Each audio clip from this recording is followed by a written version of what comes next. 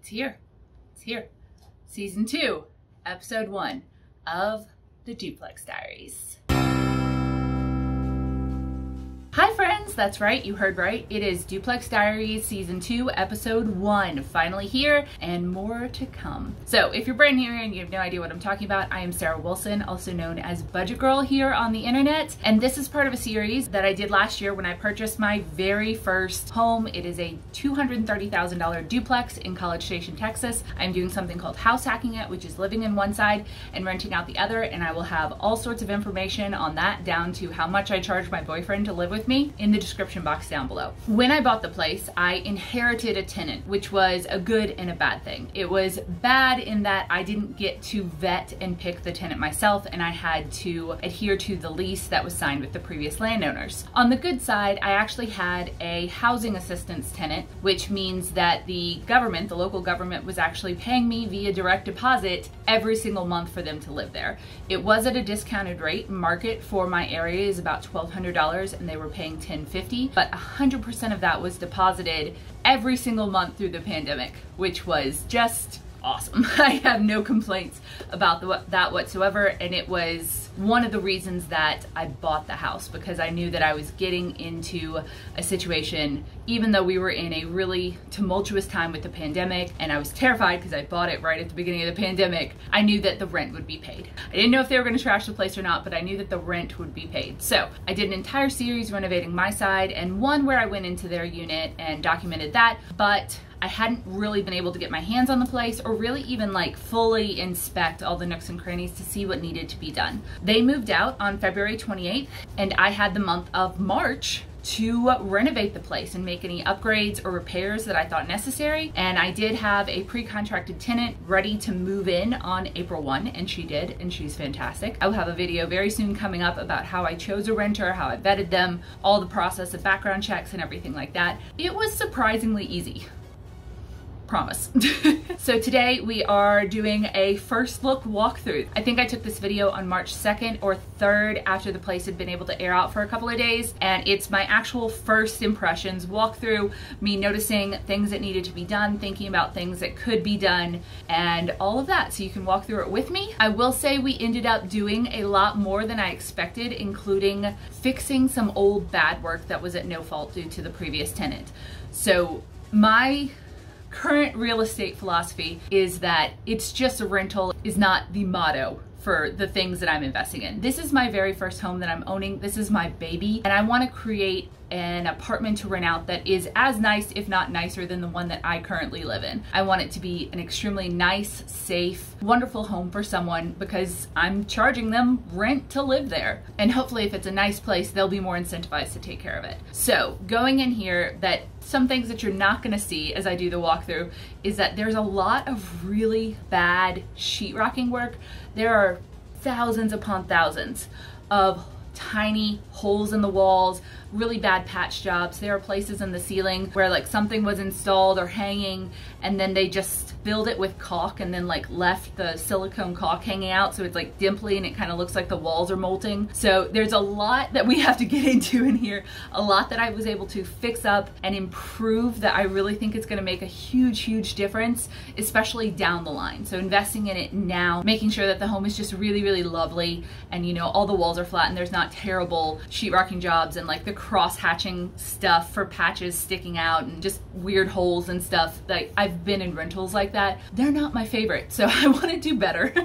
And I spent an entire month working to make it better. If you are real keen to see what the end product was, I did just put some photos on my Instagram of just a few little snapshots of how the rental ended up at the end of the day, because I did not have time to edit or do any of the videos on this during the turnover month. I was busy. I was in there.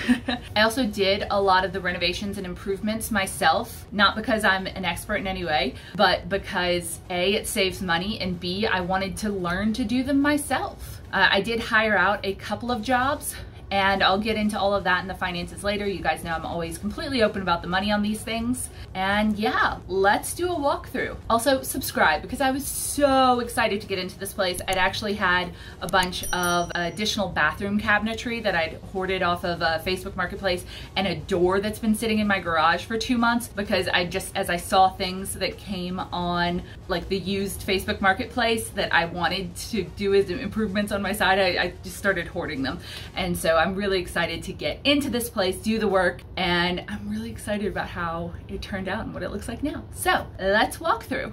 Hey guys, and welcome to my rental unit. You might have seen this a little bit in episode 2 of the Duplex Diaries, but it is currently March 2nd, and I have back possession of this unit. I have a new renter moving in April 1, and there's a lot of stuff to get done before she moves in. So come on in, and I want to show you the whole place empty and the improvements we're gonna do.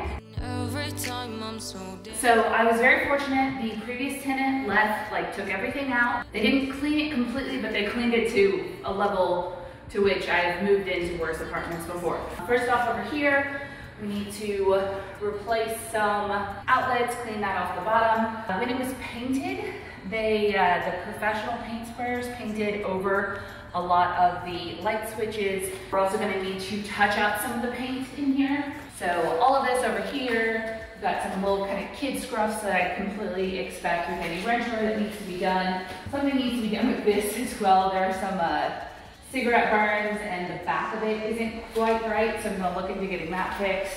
We also have some pulling off of the paint and drywall here. I actually think that a piece of painter's tape was painted over right here. That's painter's tape, so I'm going to fix all of that up. We're going to upgrade the thermostat. We're going to upgrade the door locks. Let's go in here and check it out. We also need to get new base plate. What are those called? Threshold? We need to get new threshold bases for, I think, all 3. I think there are 3 we need for this. In here, things look okay. We need to touch up some paint. Off the floors, there's some sticky, goopy stain stuff on there. We also need to replace this outlet cover. Okay, so in here, we're going to upgrade the outlet, upgrade this to a curved shower bar. I'm gonna do what I can with this. I don't wanna replace the whole thing right now, but I have a couple of products I can try. So this tub is like super yellowed and a little fugly. I don't want to replace it right now, so I'm gonna try this first. And then we have some paint stuff to do, and also the doors are loose. All the ceiling fans were left really gross, so I'm gonna give those a really good clean. Need to do some paint touch-ups. I don't know what that is. And then there was some bad paint in here. No light. There's no light in here, but there is overspray from where the professional painters from before I bought it sprayed up to the ceiling, so I need to go through and touch up all of that. Also, this room is missing a smoke detector. So the reason we haven't actually gotten in here earlier is because the smell was really, really bad. So I borrowed an ozoner from a local real estate friend, and we've been using that to clear everything out. There were also some roaches and some buggies that is supposed to help kill, so do that. The fridge was left good. We did see a bunch of damage kind of down here. I don't know whether that was the tenants or not, but we're gonna have to do something about that. I hate this kitchen, and there's a lot of damage to the cabinets against the wall that can't be fixed with just a stain. Specifically, there's a lot of, wow, there are a lot of little flies too. There's a lot of kind of water damage here. The actual MDF wood of the cabinets has been painted over and then scraped off. I don't think they realized that you couldn't just get paint off of MDF. So a project we're gonna do, I'm going to try very hard to do this month, is to repaint all the cabinets. I have had a very hard time figuring out what color to do, considering we have dark gray walls, a brownish gray countertop, and this horrible backsplash. I'm actually considering painting the backsplash due to a few comments on Instagram that suggested I try it. I try that. All of these doors need to be repainted, and we need to give these a good clean, if not a coat of paint. They could really use a coat of paint. I'm purchasing a washer and dryer for this unit for the winter, so I'll probably go get that this week. And all of this needs to be kind of cleaned up and potentially painted out a little bit. And the doors have a lot of like grease stains and hand stains, so these really need a good coat of paint. I'm gonna try to use a sprayer to give them a nice clean finish, and hopefully do that outside, and it shouldn't take too long. I know they suck up paint from having to do it on the other side. Didn't we agree that we need to actually rearrange the doors because of where the handle is on there? Isn't the handle fine right here? Our doors were upside down. I think these are correct. For some reason I was thinking the handle was supposed to be like over here. Oh, actually, yeah, I think you're right. That predates us, and I think it's for some of those lights that are in the backyard. Gotcha. Yeah, that actually makes a lot of sense. It's hard to open the doors from where the handles are placed. Ours on the other side are placed right here, so it naturally folds out. So that would be a really good project if we can get that in.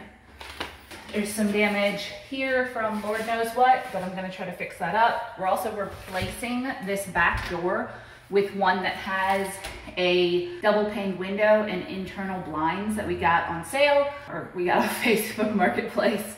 And that will A, help you be able to let some light into the kitchen, and B, you can see what's going on in your backyard, and the blinds will help if you want. All right, and our tiny master bedroom. Paint needs to be cleaned. I already edged in here, get most of the paint. I think I need to do some touch-ups. You need to remove this and some other kind of nail holes. There are a few broken blinds in this and in the one in the living room that I'm gonna try to cut out some of the bottom ones and replace them.